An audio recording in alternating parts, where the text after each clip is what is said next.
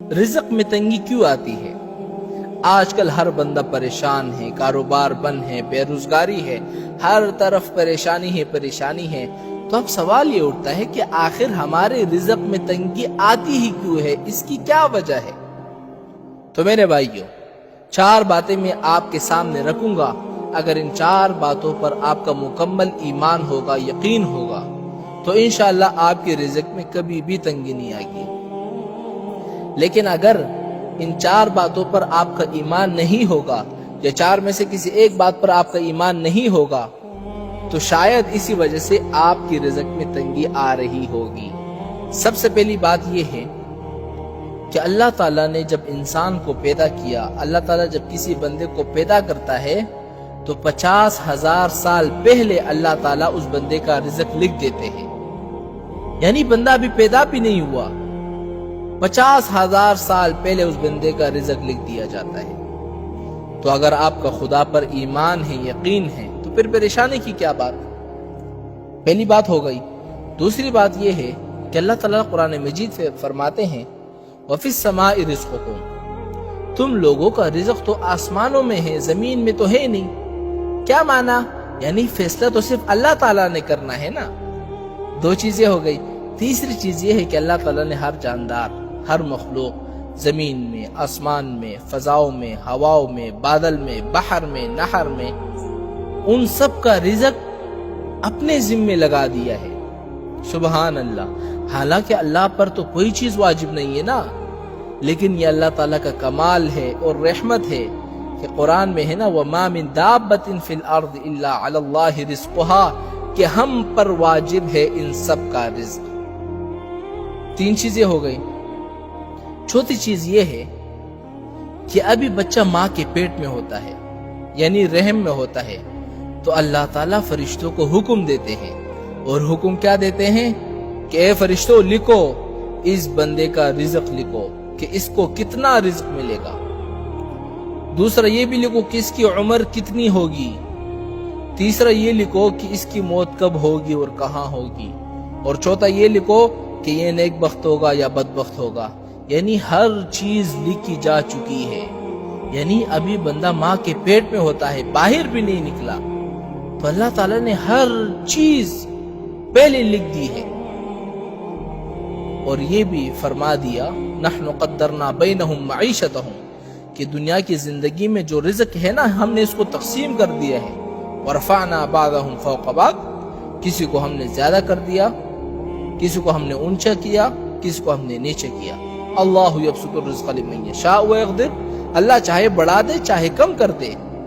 میرے بھائیو، یہ رزق ہماری قابلیت پر نہیں ہے، ورنہ آپ دیکھیں نا کتنے بڑے بڑے علامہ، کتنے بڑے بڑے علوم کے پہاڑ، وہ کھانے کی بھی محتاج تھے، دولت کی بھی محتاج تھے، کوئی گھر نہیں، کوئی ٹھکانہ نہیں۔ تو اگر ہمیں اللہ کی ذات پر ایمان ہے اور اللہ کے فیصلوں پر اگر ہمیں یقین ہے، تو پھر پریشان ہونے کی کوئی بات نہیں ہے۔ اس لیے ایک روایت میں آتا ہے نا کہ انسان کو جیسے اس کی موت ڈھونڈتی ہے نا، رزق بھی ڈھونڈتا ہے۔ یعنی موت اس کو ڈھونڈتی ہے کہ اس کو کہاں پر مرنا ہے، وہیں اس کو موت آتی ہے، تو رزق بھی اس کو ڈھونڈتا ہے۔ اس بندے کو اس وقت تک موت نہیں آئے گی جب تک اس کو اس کا پورا رزق نہیں ملے گا۔ اب آخری بات یاد رکھنا، یہ بڑی اہم بات ہے کہ ایسی پریشانی اور رزق میں تنگی آخر آتی کیوں ہے؟ اس کی کیا وجہ ہے؟ آپ اچھا خاصا کھا رہے پی رہے ہیں، بڑے کام چل رہے ہیں، کاروبار میں فائدہ ہی فائدہ ہے، ہر طرف سے نفع ہی آ رہا ہے۔ قرآن میں اللہ تعالیٰ نے ایک مثال ذکر کی ہے، پہلے میں آپ کو وہ بتا دیتا ہوں۔ ضرب اللہ مثلا كانت قرية آمنة مطمئنة، کہ ایک بستی والے تھے، بڑے سکون سے، امن سے، اطمینان سے رہتے تھے، اور ان کو ہر طرف سے رزق آتا تھا۔ کیا معنی؟ یعنی آسمان سے بارش برستے تھے، زمین سے پھل نکلتے تھے، کاروبار میں نفع ہی نفع ہو رہا تھا، ہر طرف سے ان کے لیے رزق کا انتظام اللہ تعالیٰ نے کر دیا۔ لیکن آگے کیا کیا؟ کفرت بانعم اللہ، انہوں نے اللہ تعالیٰ کی نعمتوں کی ناشکری کی، نافرمانی کی۔